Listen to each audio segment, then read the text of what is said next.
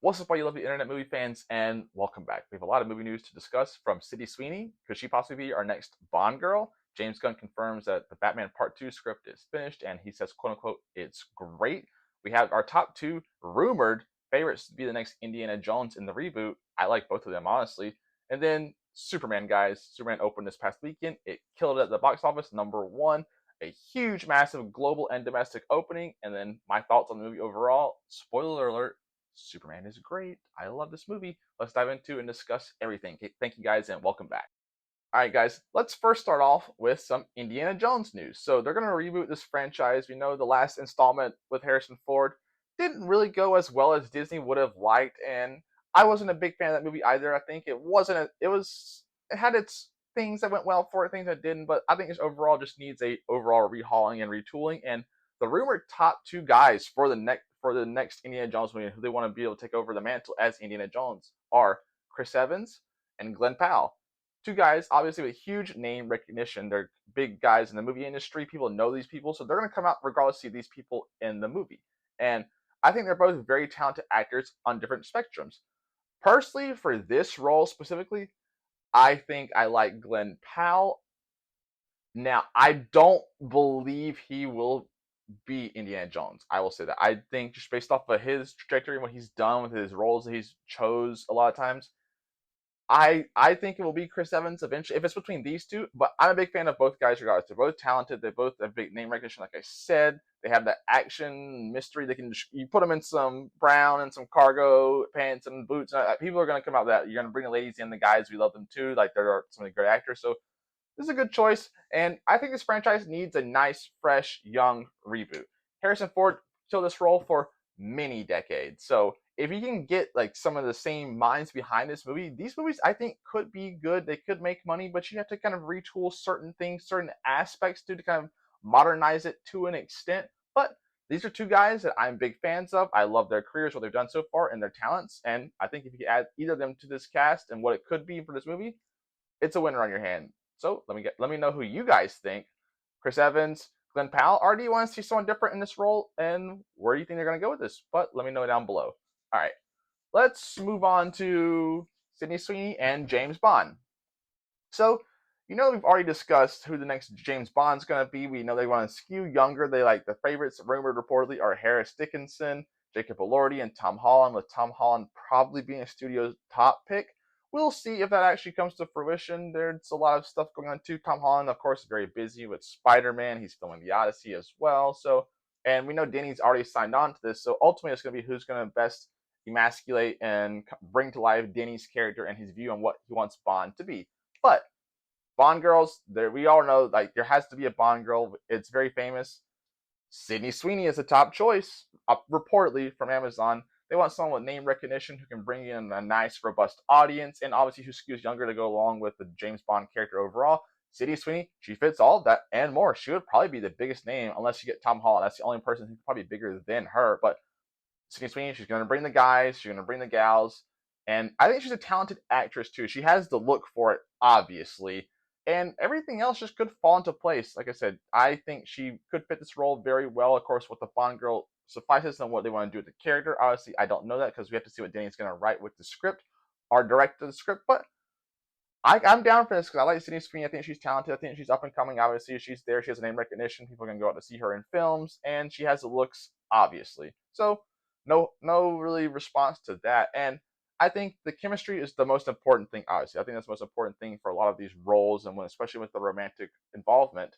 Jacob Elordi, he's already been with her on screen in Euphoria, so that one is the most sense of the test. But if it's Tom Holland, I think her and Tom could have a great relationship too, dynamic. They go off of each other, both talented actors and actresses. So I'm down for this. I like her. If this is the overall casting, it makes sense. It makes sense for what Amazon wants to do.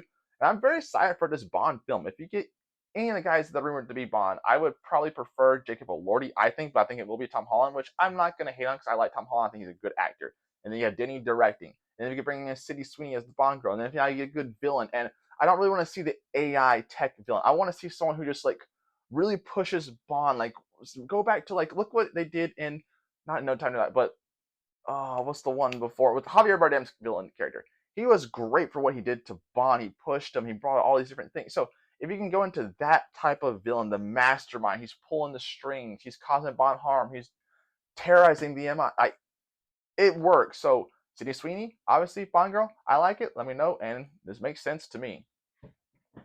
So this past weekend, Superman opened, and what an opening it was. This movie was excellent. I saw it twice. I am seeing it a third time this coming week. I love this movie so much. I love what they did. James Gunn revitalized this character, and honestly, look at it, he revitalized a franchise.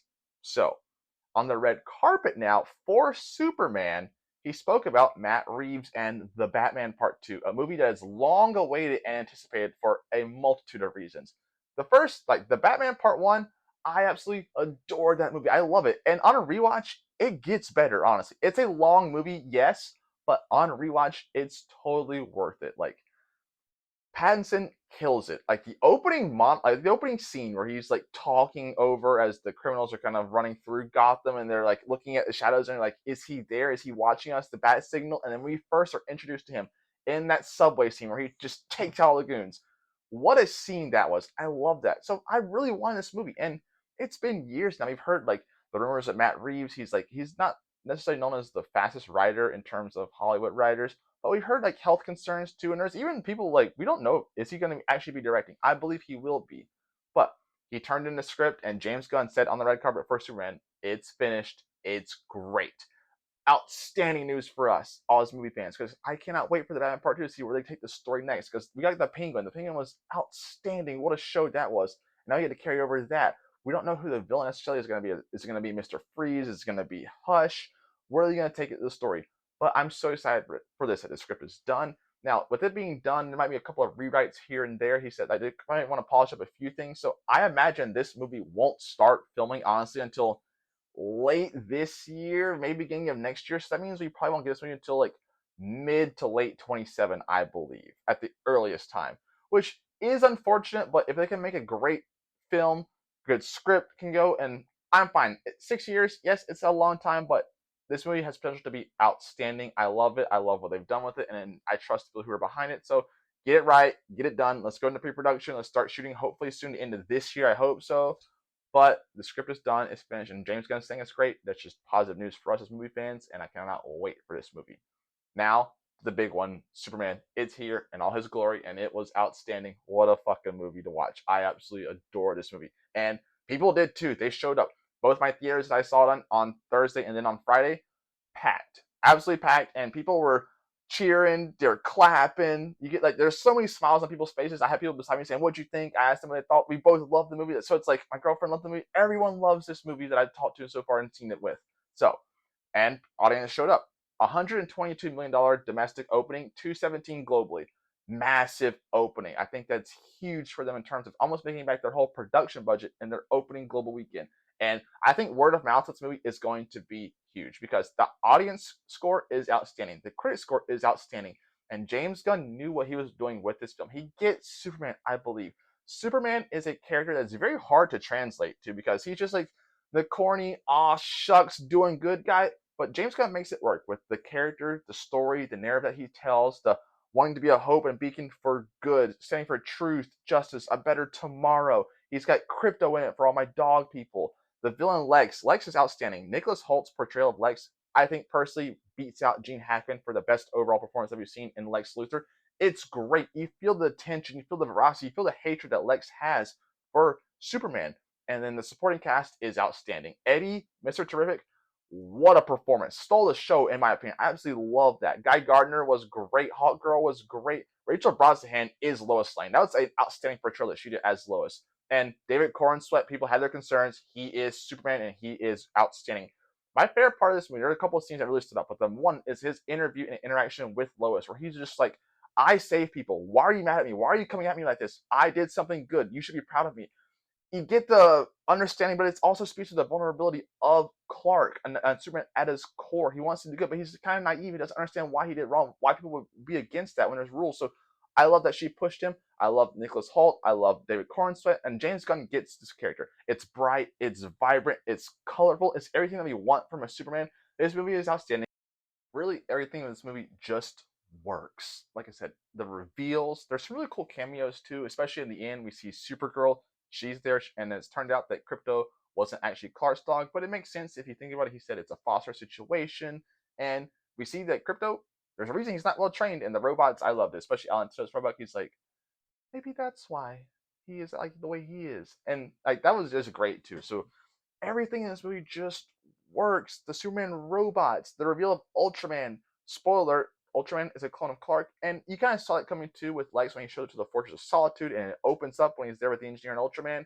We get why now. The whole conflict with Baravia and Geronpo, I forget the name of the country, but like that was an interesting dynamic too. And then with the Justice Gang, they're the ones who actually show up. Guy Gardner being like, "No, you got something better than Superman." And as he's flipping tanks and stuff, he's giving them the middle finger that he's kind of It's very cool. This movie just works. It feels like a comic book movie come to life in all the best ways possible. I cannot wait to see where all these characters go next. And hey, shout out to my guy Jimmy Olsen. He's got it. That's all you need to know. If you haven't seen the movie, go watch it. And if you've seen the movie, you know. Jimmy Olsen, my guy, he's got it. Hey, shout out to him.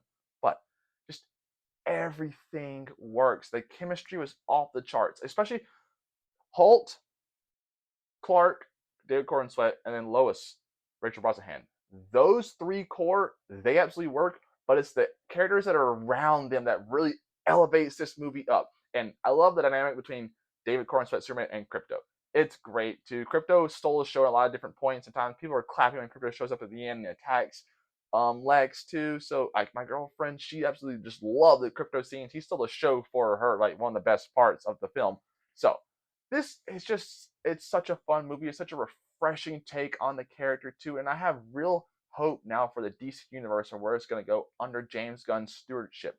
So he also did say that Superman 2, because someone asked, hey, when we get the next Superman movie and Superman 2, and then he said, define Superman 2. So what does that mean? Is it going to be like a team up film if his next iteration is like a, hey, world's finest? Is it going to be him and Batman? I don't know.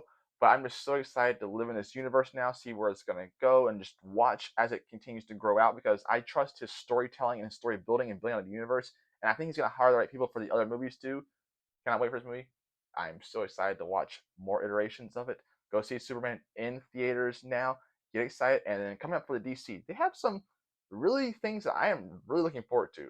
Lanterns, I am so excited for that show because it's going to be an HBO primetime show. So that means you trust it. You're going to trust they're going to do right by it. Kyle Chandler, Aaron Pierre as John Stewart and Hal Jordan. I'm in for that. It's like a space cop like dynamic meets True Detective. I'm in off the bat, and I think the cast is stacked too, so I'm very excited for that. And then Supergirl, like I said, and it's gonna be totally very different, because if you watch this movie at the end when she shows up, she's a very different type of person than what Clark is. He's much more buttoned up, aw shucks, gee whiz, darn it to heck, and then she just like, bye bitch, and just like sees, and she's like, if you know the character too, that it's very true to what she's gonna be, and that the Supergirl movie is gonna be based off of the story that is written called Supergirl Woman of Tomorrow. And the guy who actually wrote that story is the writer for the film too. So that already excites me for that. And it's going to be a much more heavier tone. And she's the partier. She's the, I'm going to get into trouble. I'm going to cause some danger. And she's going to a party on a planet. There's a red sun, which means she can actually get drunk. And I think a lot of stuff's going to unfold. We have Jason Momoa Lobo in that movie. So I'm just excited for the future of DC, but James Gunn gets it. And I'll see you guys at the movies next time.